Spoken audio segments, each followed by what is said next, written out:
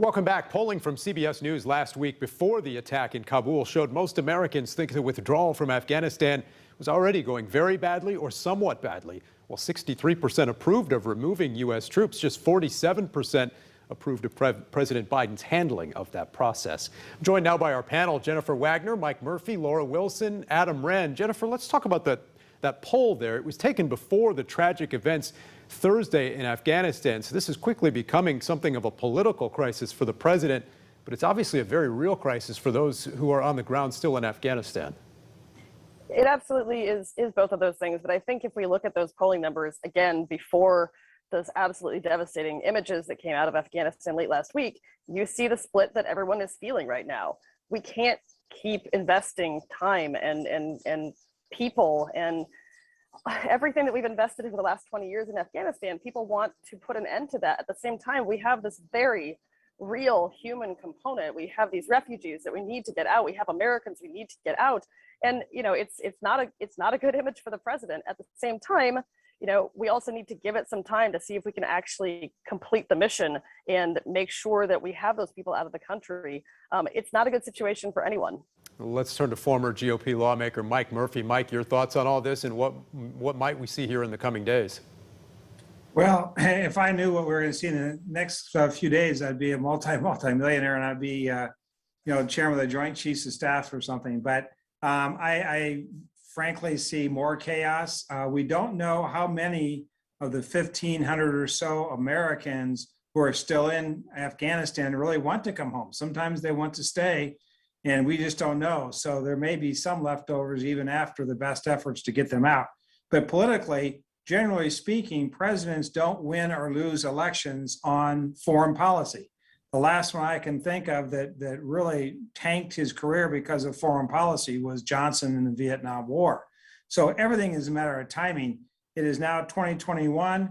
We won't have a presidential race for 3 more years. I don't want to say this will be forgotten, because I hope it's never forgotten. But I think there'll be a lot of other issues between now and 2024 that'll have a bigger impact. Well, let's turn to Dr. Laura Wilson from the University of Indianapolis. We spoke earlier, Laura, about the infrastructure bill, the spending package. Do you get the sense that this Afghanistan crisis or other issues could leave the president in a position where he has far less political capital to get some of these other agenda items across the finish line this year?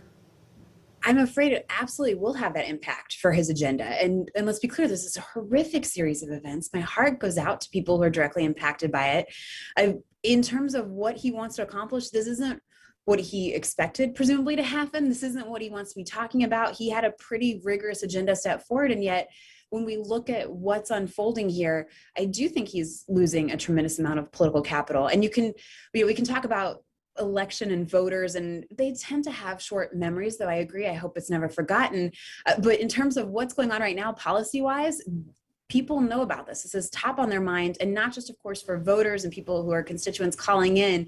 It's to the elected officials who are going to work with or against Joe Biden on some of these major policy issues. Finally, Insider's Adam Wren. Adam, we heard from some Republican members of Congress who had a lot to say about the president's handling of the situation. We also heard from Governor Holcomb, who was more focused on the tragedy itself and the situation with these refugees, saying under the right conditions, Indiana would be willing to help out. Sure. I was struck, Dan, by the joint statement put out by Indiana's congressional delegation, the Republican members.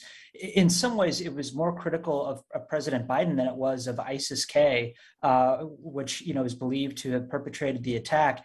And, there wasn't a lot of lag time between the president's speech and their statement. So you have to wonder what's sort of happened to the concept of national unity today. And of course, Governor Holcomb, taking a very different approach to refugees than his predecessor, Governor Mike Pence, who sort of resisted Indiana receiving more of those. And Jennifer, I want to ask you about the governor as well, but on a different topic now. As we talk about the pandemic, he has been praised by people on both sides for his overall approach. We haven't had bans on mask mandates here as we have in some other red states, but also Democrats this week have been critical of the governor for not being part of these COVID-19 briefings going on about 5 months now, the media briefings. Another briefing Friday with the health commissioner, but without the governor. Do you think he needs to get in front of this more than he has of late? Not to go against, my own party and their talking points, but I actually don't need to hear from Eric Holcomb at these briefings. He has, from the outset of the pandemic, I think rightly set aside himself. He didn't want to be in the spotlight and deferred to the experts like Dr. Box. And I don't really need to hear from him. I trust him to trust the people who know what's going on and to ultimately make his decisions based on their input. Mike, do you agree with the governor's approach here? And do you think there's a point as the situation escalates where we may see him discuss some of these issues more publicly? As in all cases, there's opportunity and there's also danger. We're at the point now where those who are not vaccinated are those who are not going to get vaccinated, no matter what incentives you offer. I thought the governor has done a good job and has been reasonably present during this entire crisis. But you don't want to get in a position where you're held hostage by it, as Jimmy Carter literally was during the Iran hostage crisis. He didn't leave the White House. There's a lot more going on in Indiana, a lot more things, a lot more decisions have to be made and policies pursued than just the pandemic.